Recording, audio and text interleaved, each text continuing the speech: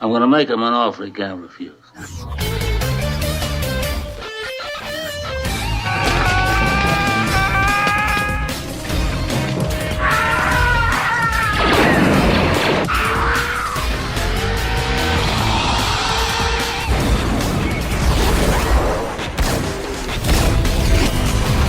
The more you talk, the harder I want to hit you.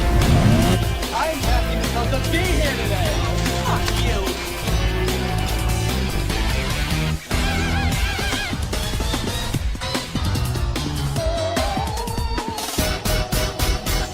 Come on, you want me to drive? No, you're supposed to be suicidal, remember? I'll Anybody drive. a drive? Get in the car. Fucking shit. Fuck me in the fucking ass. Fuck you, you fucking stupid cunt.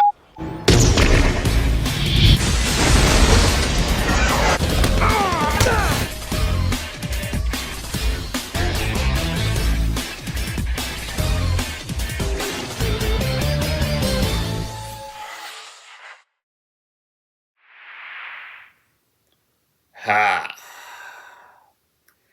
We're now reviewing this boy's movies. Because this boy is going to be in Spider-Man Brand New Day.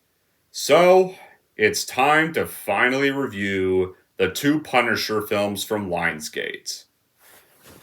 With obviously me in the background, Obviously me in the background. Alright, Punisher, you need to go back here. Or something. You know what? Just go behind me. We have a spot. That's all it fucking matters, I guess. But, hey everyone, it's Don G. Corleone here, and I am here with a brand new movie review. As you already can tell, you know what we're reviewing. Where the fuck did I put the Blu-rays? Damn it. Where the fuck is it? Shit. Oh, here it is. Fucking idiot I am. Putting them there. This is going to be for 2004's The Punisher. Yeah, we're doing both these and we're reviewing Punisher Warzone because The Punisher is going to be appearing in that upcoming Spider-Man movie. So, we're going to do these two movies. But, yeah, this is directed by Jonathan Hensleigh and it's from 2004 and stars one of the best Punishers, Thomas Jane. And it's probably one of Marvel's most underrated films. This is back in the day when, certain Marvel characters were actually, allowed to be their R-rated selves. And back when they weren't constantly hammered down by all the PG-13 people. Back when they weren't afraid to actually let Marvel characters kill a few people. Nowadays, but that's rare to have now. Back in the day when they weren't afraid to actually do that.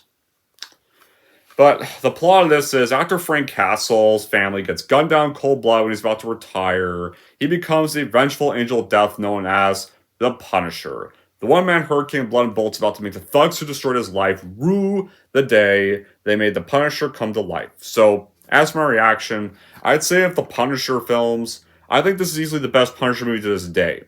Now, yeah, it doesn't have the brutality, but it does focus on the drama and the story, the character for this movie. That's what I like about it. And it sucks that Thomas Jane did not get a second Punisher film because the people at Lionsgate had to be so stubborn, had to be so impossible to work with, and kept making out shit that he didn't like. Which is sad because Thomas Jane's one of the best Punishers. He got the emotional bit of the character right. He didn't need the gore to be ruthless. That's the thing. Thomas Jane didn't need gore to be ruthless. He already has the ruthless intimidating factor even without it. Right there. But that's the thing. I like both these films. The Punisher for story and emotion. Punisher Warzone for the more gore brutal Punisher. So, I like them both for separate reasons. And yes, guys, I do like Punisher Warzone. Sorry if that gets me backlash, but I think Punisher Warzone is fun. More on that in that review. So how was this film made? So the film's story and plot were based on two Punisher comic book stories. The 1994 miniseries The Punisher. Year One by Dan Abnett and Annie Lemming, and the 2000-2001 miniseries Welcome Back Frank by Garth Ennis. But some scenes were derived from other Punisher stories. Like Marvel presents The Punisher Issue 2, Marvel Super Action, The Punisher 1, The Punisher Warzone, which would get turned into a film, Punisher War Journal. And then The Punisher would be shot in Tampa, Florida by mid to late 2003. Artisan Entertainment that released a 1989 film adaptation with Dolph Lundgren, produced the film by Val Motion Pictures that financed with German entities, film and entertainment VIP livelihoods and stuff. And an eventual owner of Artisan, Lionsgate Films, would take over North American distribution. Artisan sales agent Summit Entertainment handled international sales, and Columbia TriStar Film Distributors International acquired the rights to all non-North American territories, except Southeastern Asia and Middle East territories, as well as India and China. And screenwriter and director Jonathan Hinesley agreed to would direct the film during the development stage, despite the dispute with Marvel, and made his film directional debut. So, Lionsgate, after the film was shot and marketed, Lionsgate would release The Punisher on April 16, 2004. And it got negative reviews from critics, grossed $13 million opening weekend, and got a total of $54.7 million worldwide against a budget of $33 million. So, unfortunately, it was not really all that successful box office, but it did do well on home media sales, and did do better after the extended cut, which I have not seen, so this is a review for the theatrical version. So, it would pursue Marvel and Lionsgate to do a sequel with Thomas Jane, but instead it became Punisher Warzone, after Jane Hinesley left the project because of creative differences. And it was pretty much the final production by Artisan Entertainment because it would eventually merge into Lionsgate after this.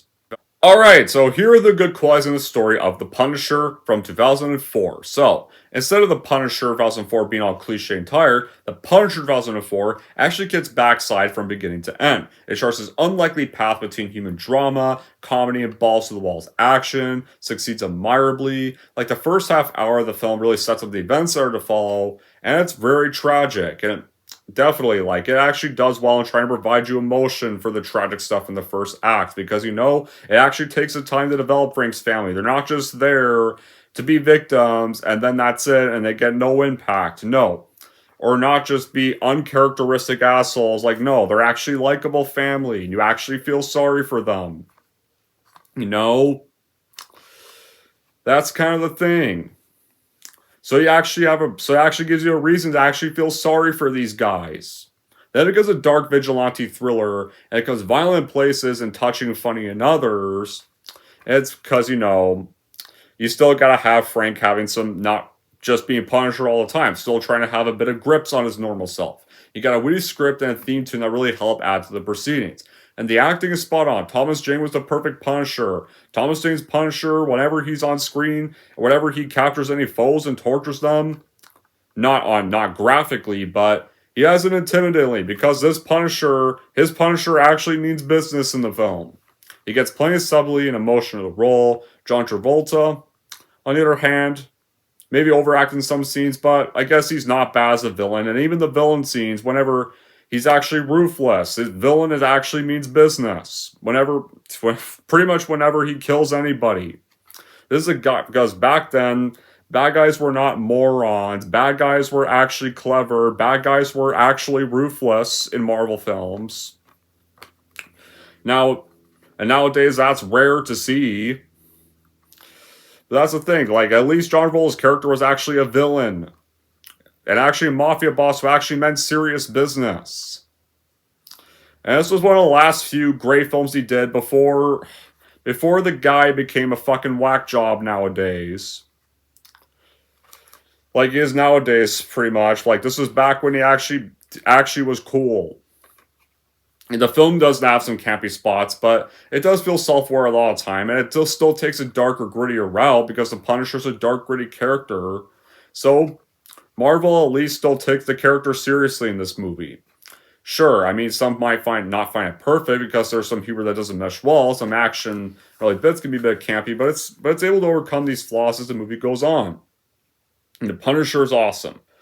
Like, it's intimidating and aggressive, and it's perfect for any action movie fan. It's perfect for the character of Frank Castle. The movie does slow down at times, but it's got some really cool action scenes. And easily the best bit is easily Frank Castle's fight in his apartments with the muscular Russian dude. That scene feels like when the whole opera song's playing in the background, that the neighbors are playing over it. And it just like feels so random, and it feels so cartoony, it feels so perfect. So how do we start off The Punisher 2004? So this movie actually starts off with the FBI doing a busting the smuggling operation in Tampa. And so the son of mafia boss Howard Saint is killed, aka Bobby Saint, and Otto Krieg, an arms dealer. But Krieg's death is faked, and he's revealed to be this undercover FBI agent, Frank Castle, who is pretty much on a final mission because he's about to retire from the police force to be with his family. But Howard Saint is mad that his son's been killed and wants them to learn everything they can about Krieg and acquire access by going to corrupt law enforcement officers for his federal service history. And this is pretty much how our first act gets established. He established Frank Castle's life, established he's about to retire, established who our big bads are going to be. You know, what's pretty much tells Howard to go after Frank is because his son was killed by Frank's officers. And the movie moves quite solidly for the most part. There's the actor Frank Castle's undercover OP of an illegal gun, causing monster son to be killed, causing paranoid Howard Saint to lash out revenge. They go after the entire family of Frank, then leave him to slowly die. Then comes the part where Castle tears apart all Howard's organization. Mobsters get pushed to the limits and to the edge of sanity. And there's a chilling climax that really does well really did well in making me speechless. And aside from the excellent acting for the entire cast, one aspect that also sells out this movie is the music. The score is an instant classic. It evokes imagery of like these old spaghetti westerns. No, because it has elements of it has some elements of the spaghetti westerns from Clint Eastwood or Sergio Leone. Now, the movie, it may not be violent, but it's still very dark. Frank Castle's actions are pretty heroic to a point because at the same time, though, you can see he's becoming a villain as well by the end of the film. And Thomas Jane does a terrific job as Frank Castle. Plays him with professional military tactical skills, evoke imagery of various films from the 80s, you know. It really does feel at times like an 80s film. Actually, both these films feel like 80s films, you know? You actually it's hard to really, maybe feel a little sympathy for his victims, but you remember that these guys were involved in him becoming this, and you still get a satisfied feeling when Castle puts them down. And you got Will Patton as well, who's also a good addition to the cast. And it's pretty much very memorable among the henchmen, even in their smaller roles. You also got Ben Foster in the film, who's also terrific in this. Much better here than he was as Angel in X-Men The Last Stand. Now, I'll admit, Ben Foster, I don't mind Ben Foster as an actor, you know? I liked him in quite a few films. I like him in this movie. I like him in The Mechanic. I liked him in Alpha Dog. You know, So, when it comes to his role as Angel in X-Men The Last Stand, there wasn't really a lot done with his character. The action does get a little humorous at times, and at least still somewhat brutal-ish. Not like gory-ish, but still at least nail-biting brutal-ish. Not like the gory stuff you'd probably expect. Some who are probably expecting a gory Punisher would probably be disappointed with this movie because they're more familiar with the gore version of him, but I don't think this one was trying to portray that. I feel like this movie was trying to just portray the more darker, intimidating Punisher. That's what it was trying to do. And granted, I wish we did have some gore in this film, and there are some tame bits like the popsicle bit I feel was not needed, but at least it still got the intimidating factor of the Punisher right in this film. That's what matters. So, after the first act, Howard Saint orders Castle to kill a family reunion. And pretty much, Saint's wife, though, insists Castle's family be killed as well. And you see his life with his family, you know? His life with his family is pretty swell. He's at a family reunion. And he's being celebrated by his entire family members. And pretty much he has a good relationship with his son, who gives him this like shirt with a skull that pretty much foreshadows what he's about to become. And then life seems pretty swell for Frank. And it actually does, his first act does well in establishing Frank's family as characters, not just victims. And actually likable victims. So at the reunion, Howard Saint's man and best friend Quinn Glass and Bobby's older brother John, they show up, they gun down, kill Castle's entire family, and then they kill his wife and son. But Frank Castle takes down a multitude of the attackers. John then shows up, beats and shoots Castle, and pretty much leaves him for dead. Although Castle manages to survive and gets nursed back to health by this fisherman named Candelaria, and the police and FBI are unwilling to pursue the killers because of Saint's power and influence, Castle then pretty much moves to an abandoned apartment occupied by these three outcasts, and who they don't really know much about at first. And I know there's scenes with them that actually do give the film an emotional charm. And I'll get to more on them later. And so Castle begins his mission to bring the Saints down. He gets weapons. He pretty much makes that skull shirt into his outfits. And with the help of information provided by Saint's more family-friendly henchman Mickey Duca, who wants to become Castle's inside man because of his shared hatred of Saints, Castle then studies the Saint family and learns their every move. And discovers Glass to be a closeted homosexual person. Then Castle attacks Saint's business and sabotages his partnership with the Cuban partners. And even one point goes to his building. It's like, you guys have already destroyed my life enough. And pretty much then demands they throw their money out the window, which he does. And so everybody's cheering the money being thrown out. And he pretty much just walks out like that. So yeah, you still have the intimidating factor of the Punisher in these little bits. So he's somewhat villainous, but also still somewhat heroic in this whole bit. And so Howard Saint, though, is discovering that Castle's alive and sends assassins to kill him. So pretty much one bit. There was one assassin that ambushes Castle on a bridge, but Castle fires this knife in his throat and kills him and takes Hex's car as a prize for himself. And then you have like one bit during Thanksgiving. Yeah, this one assassin, this muscular Russian, actually beats Castle to death in his own apartment. But Castle manages to kill him as well. And pretty much like in this bit, like the three outcasts invite Castle to Thanksgiving dinner with them. And you see a little bit of an emotional bit in this bit where Castle's actually feeling like he has a bit of a family life with these three, One thing I think the film is missing is him having more time with these three people. These three people start feeling like his family when they all help him and stuff. And they even invite him to Thanksgiving dinner because they clearly see how lonely he is. And he forms a friendship with them.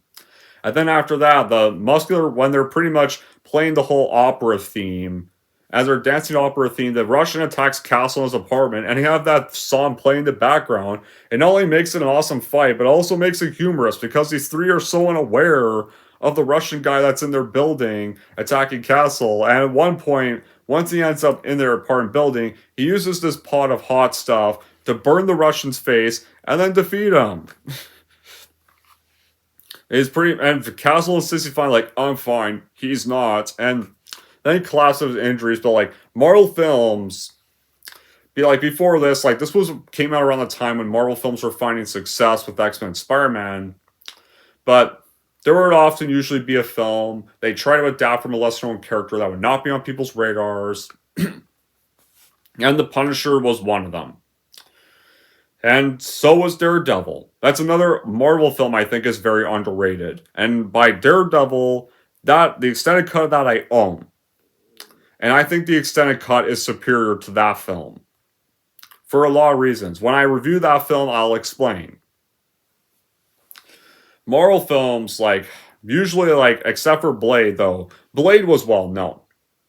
Was not really a well-known character, but his film was a success. And so was his first sequel. So, the more successful Marvel films were kind of the more family-friendlier ones, but This film was sadly not super successful, but this is far from one of their more family-friendly films. It's got an enormous amount of action, but it's still cheerless and gritty because that's what I like seeing the Punisher as. I like seeing the Punisher being taken seriously. Like, the Punisher is a character who's supposed to be ruthless and intimidating, shows no mercy for his victims. And he literally makes Batman look like a saint. And that's the thing, even Batman's not as ruthless as he is. Like, if it's not really just a normal superhero movie, it's more of an old-fashioned action film. Right there. And, I kind of like they keep the Punisher like that. The Punisher's not really a superhero. He's just a vigilante. A very ruthless vigilante who shows no mercy. And direction also comes from Jonathan Hensleigh, who moves things along well. One thing he has is things are directed clearly. Like, there's no confusion about what's going on. And quicker senses that baffle in movies. Like, the Punisher's not like the other comic adaptations, like X-Men or Spider-Man or Fantastic Four around the time this came out. This one is, like, dark and intimidating and very adult-based. It's stuff like Blade. It's stuff like Sin City. Like, it's not away from the fluffy side of the Marvel comics. And the soundtrack is very punchy. It's got this classical modern thrown into it. The crunchy metal also goes well with the fight scenes, and the gentle overtones apply elsewhere. There's like one fight that has amusing overtones, and the opera soundtrack, which is the Russian fights. So after the whole Russian fight, the three tenants then also treat Castle's wounds, and they hide him in his elevator as Saints men arrive looking for him. And so pretty much then, Saints men see that these three are aiding him or living with him. And Dave and Bumpo do not want to reveal Castle's hideout to them, so Glass decides to go the extreme and actually torture Dave by plucking each of the piercings with his pliers. But guess what? Even Dave is brave enough and doesn't give him any answers. So after that does not work out, they leave. So they could go intercept Castle. But Castle kills them after they leave, and pretty much after Castle sees what they've done to one of his friends, he clearly decides at this time that he's pretty much decides to take out Howard for good. They've now, pretty much they've already fucked with one family of his. He's not going to let them fuck with another one of his. And knows that he has to end Howard and his crime organization for good. So he gets help from Mickey, and Castle goes to this blackmailer and wants Glass to be at a certain place while planning to leave his car at the same location. The place they want to live has earrings in Glass's bed, so when Saint finds the earring, he stabs Glass to death as payback for Dave. Olivia gets confronted about the affair with Quentin, and despite that protest of Glass, Howard does not fall for any of it, because he clearly thinks that Olivia tried to sell up Glass to the Punisher, and so he throws Olivia off an overpass, and she's run over by a train, pretty much showing that this guy does mean business. Right there, whenever, especially does not like any of his henchmen ratting him out or fucking with him, this guy really means actual serious business. The Punisher doesn't try to drum up anti-social sentiments, and Jonathan shows a lot of shooting, stabbing, and killing, but at the same time, he's not trying to celebrate the Punisher's behavior. This film does actually show the consequences of violence and revenge. And death and killing alter both people and events, and Thomas Jane really does make his bit as the character, and really does succeed well in showing those conflicted moments where whenever he kills people, he shows conflicted as what he's starting to become. But at the same time, he knows he's really got nothing left to live for at the same time. Jane spends the bulk of the Punisher really, when he's not brave and gone of obstacles, really burying that physique. And the music is very subtle. The action scenes are also great, and the protagonist is not really a hero. It's still willing to show him as a vigilante, and as a vigilante, you still feel sympathy for. And Frank's neighbors are also a very great addition to the movie. They're there to pretty much be like Frank's second family at times, bond with him more, become his friends, and they pretty much remind Frank of his humanity. right there. And that's what I really liked about these characters. That's one of the, like I said before, why couldn't we have had more scenes of these guys? You know, more scenes of Frank having more time with these guys. You know, showing a bit of more Frank's human side. Because they really do stand out. And these neighbors were actually willing to put their lives on the line for his safety because he's technically their family. They, even though like he's a stranger that they barely know, they still do this because even if he's brought them nothing but trouble. Like they're pretty much like his family to him. So they're not gonna rat him out.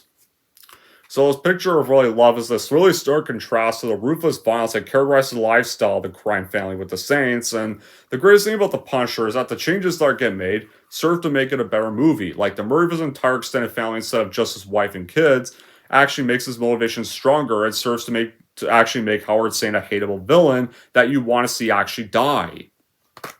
You know, and a villain that's actually intimidating and actually evil. And you know, actually not afraid to even kill a few of his henchmen. So that's great, you know, actually have an extended family this version be killed off, and not just the wife and kids. So, now we get off the finale of this movie. So, Saint is now despondent, so Castle gears up and finally dons that skull outfit, and attacks Saint's club, and Saints and Sinners kills every member in an epic shootout, and John Howard escapes from the building despite being wounded, though Castle's able to pursue him and shoot him in a duel. Which, to be fair, I feel like was a little bit too anticlimactic. Though, as Saint lies dying at the end of his life, Castle then tells his schemes led Saint to kill his friend and wife. And so he ties Saint to a car and sends it to the club's parking lot that's rigged with explosives. And Saint perishes in the explosion. Just like that. And with that, Saint is finally killed. Castle then goes back, having fulfilled his revenge. Decides he's got nothing left to live for. So he plans on shooting himself. But he decides to stop at his suicide because he sees a vision of his wife. And from how I envisioned this scene, that vision with his wife kind of waving at him, what I envisioned this scene as is pretty much kind of like his wife, hallucinating his wife telling him that it's not your time yet, you still have much left to live for. Even without us, like, pretty much telling him not to go through with his suicide, so he then snaps back to reality and decides not to kill himself. And he decides he's going to continue fighting crime after he sees that vision of his wife, pretty much in a way telling him not to go through with his suicide. And so, Castle having looted all Saint's money, he leaves the apartment building, and he gives a farewell gift to the 3 tenants for protecting him. And pretty much then, you wonder, what do these guys probably do with that money? Well, I have a feeling these guys probably leave the building also, and they probably go live somewhere much better with that money. So, they probably restart their lives better, and they probably move, and I have the feeling those 3 probably move to a better place. A much more better apartment.